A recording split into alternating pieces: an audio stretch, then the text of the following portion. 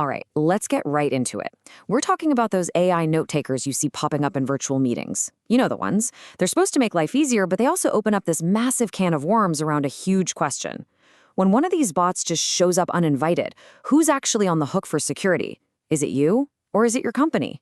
Seriously, think about it. You're in a meeting, maybe discussing a sensitive project, and suddenly you see a name you don't recognize in the participant list. Something like Otter Pilot or just note taker. Kind of creepy, right? Well, that feeling is exactly what we're going to unpack today, the hidden risks of these tools and who should be managing them. So here's our game plan. First, we'll identify these uninvited AI guests. Then we'll get into the real meat of it. Who's truly responsible for keeping them out? We'll explore why results matter so much more than just having policies on paper. Then we'll walk through the actual controls you can implement. And finally, we'll land on the real bottom line when it comes to enterprise security. Okay, first up, let's put a name to the face. What exactly are we talking about when we say an unauthorized AI has crashed your meeting? Now, look at this list. These aren't some shady, unknown bots. These are popular, well-known services. In fact, this is just a partial list of bots that huge organizations like Stanford University have had to go in and manually block. It just goes to show you how widespread this issue really is. And here's why that's a huge deal. These tools don't just sit there and take notes. No, they can scrape your calendar, pull meeting invites, and even join calls automatically, sometimes without you even being on the line. And that means your company's sensitive conversations could be getting recorded and stored on some third-party server that your IT department has zero visibility or control over. So this leads to the million-dollar question, doesn't it? If there's a data leak because of one of these bots, whose fault is it? The employee who might have just clicked yes on a permission pop-up, or the organization that's supposed to have a secure environment in the first place? And look, this point is absolutely crucial. It is completely unreasonable to expect every single employee to become a security expert, to vet the data handling practices and privacy policies of every single app they come across. That's a full-time job. It's not an individual's burden. It is a core responsibility of the enterprise. It's a governance function. And this lays it out perfectly. The user's role? Yeah, be aware, be cautious. That's fair. But the enterprise, the company, its role is the heavy lifting. We're talking about actually assessing security, managing how data is handled, and, most importantly, enforcing real technical controls to stop these things from ever becoming a problem.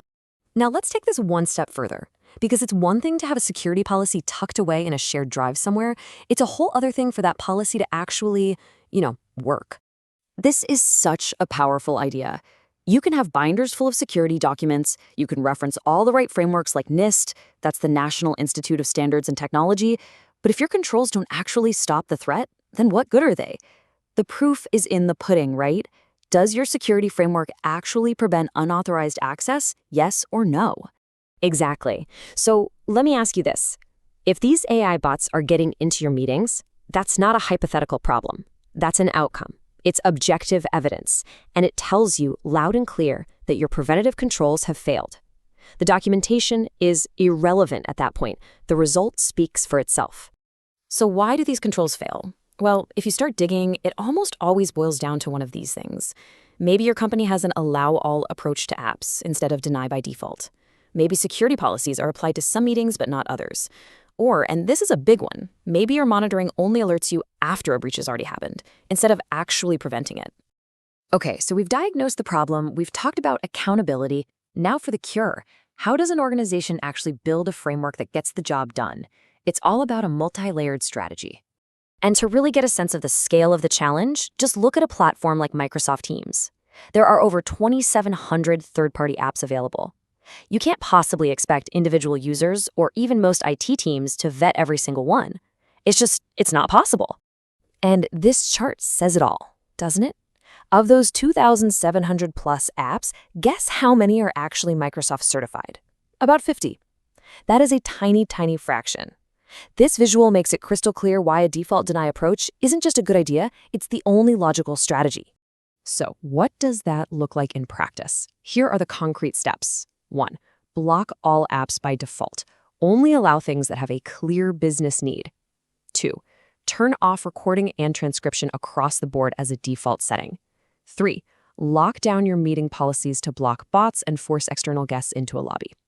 And 4. Use data loss prevention, or DLP. These are basically smart rules that automatically scan for sensitive information to keep it from leaving the company. All right, let's bring it all home and talk about the real bottom line. After all this, what is the single biggest takeaway for any organization dealing with this? It really boils down to this. Meaningful controls have to be at the enterprise level, not left up to individuals. They have to be technically enforceable, not just a nice suggestion in a memo. And they absolutely have to be tested to make sure they actually work. You have to validate the outcome. And this right here is perhaps the most crucial point of all. Your employees, your end users, they aren't your firewall. They're the people the firewall is supposed to protect. Positioning them as the last line of defense against complex modern threats is a fundamentally flawed strategy. It's just bound to fail. So, I'll leave you with this final thought. Take a hard look at your own organization. Is your security policy just a well-written document for the sake of optics? Or is it a living, breathing system that is proven day in and day out by its actual results? The answer to that question tells you everything you need to know.